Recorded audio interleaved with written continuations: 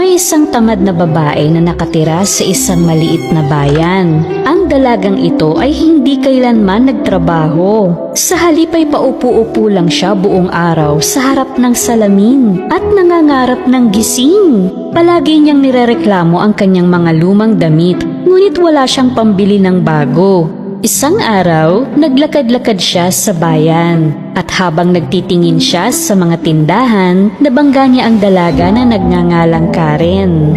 Ay! Natumba silang dalawa ng sabay. Ang kumikinang na pulang sapatos ni Karen ang nakapukaw sa mga mata ng tamad na dalaga. Ito ang sapatos na pinapangarap niya. Wah! Gusto ko ng ganyang sapatos! Oh, talaga ba? Salamat. Oo, sa tingin ko ay maganda nga. Maaari mo bang sabihin kung saan mo nabili ang sapatos mo? Ipinaliwanag ni Karen na bukod tangi ang sapatos na iyon dahil sadyang ginawa ito para sa kanya. Nalungkot ang tamad na dalaga nang marinig ito. Pero kung bibigyan mo ako ng 3 supot ng ginto, may bibigay ko ito sa'yo. Pumayag ang tamad na dalaga at sinabi pa na siya ay mayaman kahit na wala naman talaga siyang ginto. Gayunpaman, ang babaeng ito na kailanman ay hindi nakapagtrabaho, kinabukasan ay nakakuha ng trabaho sa isang panaderya. Inutos sa kanya ng panadero na gumawa ng 10 tinapay at ilagay ang mga ito sa basket. Nagsimulang magmasa ang dalaga kahit na nahihirapan. Napagod na siya agad sa pagmamasa sa pangalawang tinapay pa lang. Hindi para sa akin ang trabahong ito. Nadudumihan ako. Habang hindi nakatingin ang panadero, nilukot niya ang mga papel na supot sa gilid at nilagay sa basket. Tapos ay pinatong niya sa ibabaw ang 3 tinapay na nagawa niya. Sa gayon ay lumitaw na marami pang tinapay sa ilalim. Wow! Natapos mo agad? Ang bilis mo ah! Magaling! Ito ang bayad kong ginto para sa'yo. Pagkakuha ng ginto ay tumakbo pa uwi ang tamad na dalaga. Hindi na siya bumalik sa panaderyang iyon. 2 bag ng ginto na lang! Kapag kinita ko na sila, magiging akin ang sapatos! Kinabukasan, nakakuha naman siya ng trabaho sa isang tindahan. Inutos ng may-ari ng tindahan na tanggalin ang mga bulok na prutas. Pero ayaw niyang hawakan ng mga bulok na prutas. Ew! Masisira ng mga kadiring ito ang aking mga kuko. Nang pumasok ang tindero sa loob, inayos niya ang mga sariwang prutas sa ibabaw at nanatili sa ilalim ang mga bulok na prutas dahil iniiwasan niyang hawakan ng mga ito. Paano mo naayos agad ng napakaganda? Mahusay! Ito ang bayad ko sa iyong ginto. Kinuha niya ang kinita at tumakbo pa uwi. Hindi na siya babalik sa tindahang iyon. Hay! 1 bag na lang ang kailangan ko. Pagod na pagod ang tamad na dalaga sa inakala niyang trabaho at nakatulog siya sa tabi ng bintana. Napapaginipan niyang sumasayaw siya sa isang bulwagan. Lahat ng tao ay humahanga sa kanyang pagsasayaw, suot ang bagong damit at sapatos. Oh, kay ganda niyang sumayaw. Tignan mo yung suot niyang pulang sapatos. Ang ganda, bagay sa kanya.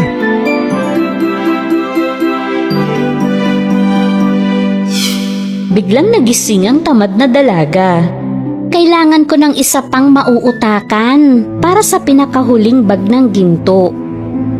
Kaya pumunta na siya ulit sa bayan at nakakuha naman siya ng trabaho sa isang sastre. Nautusan siyang patsihan ng mga palda ng tela sa parehong kulay. Ngunit pumili siya ng hindi tamang kulay na pangtagpi at hindi rin nagawang tahiin ito ng maayos.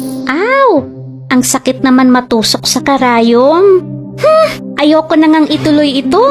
Inipon niya ang mga palda at itinago sa isang tabi. Nang dumating ang sastre at nagtanong, sinabi niya na dumating ang may-ari ng mga palda. Nagustuhan nila ang mga patse, kaya kinuha na nila. Oh, mabuti naman. Magaling. O eto, dahil maaasahan ka, para sa'yo itong ginto. Agad na kinuha ng tamad na dalaga ang ginto at tumakbo pa uwi. Wala na siyang balak bumalik pa sa sastre. Agad niyang tinipon ang nakatagong mga ginto para ibigay kay Karen. Karen, eto na, 3 bag ng ginto. Kinita ko yan sa sarili kong pagsisikap. Hayan, akin na ang sapatos. Tinanggap ni Karen ang ginto at inabot ang kahon ng sapatos sa tamad na dalaga. Oo nga pala, nakalimutan kong sabihin. Yan ay mahiwagang sapatos. Hindi niya sasaktan ng mga tapat at masisipag na tao. Hindi niya pinansin ang sinabi ni Karen. Agad niyang sinuot ang mga sapatos. Napakasaya niya na naglakad siya sa bayan na sumasayaw. May nakita siyang magandang damit sa bintana.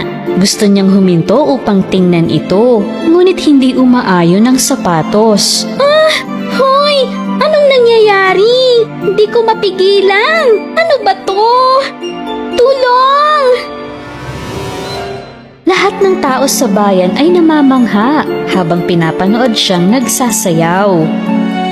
Tignan nyo, di ba yun yung babaeng yang loko sa atin? Oo, siya nga yan. Nalin lang din ako ng babaeng yan. Ilang oras na pinasayaw ng sapatos ang tamad na dalaga sa pamilihan. Namamagana ang mga paa niya at umiiyak na siya sa sakit. Tulungan niyo ko. Ang sakit na ng mga paa ko. Nangangako ako na magiging tapat at masipag na tao mula ngayon. Ang panadero, ang tindero at ang sastre, lahat sila ay naawa sa babaeng tamad. Kaya tinulungan na nila siya. Hinawakan nila siya kahit nahihirapan at tinanggal ang sapatos sa mga paa niya. At patuloy na sumayaw mag-isa ang mahiwagang pulang sapatos. Salamat po sa tulong niyo.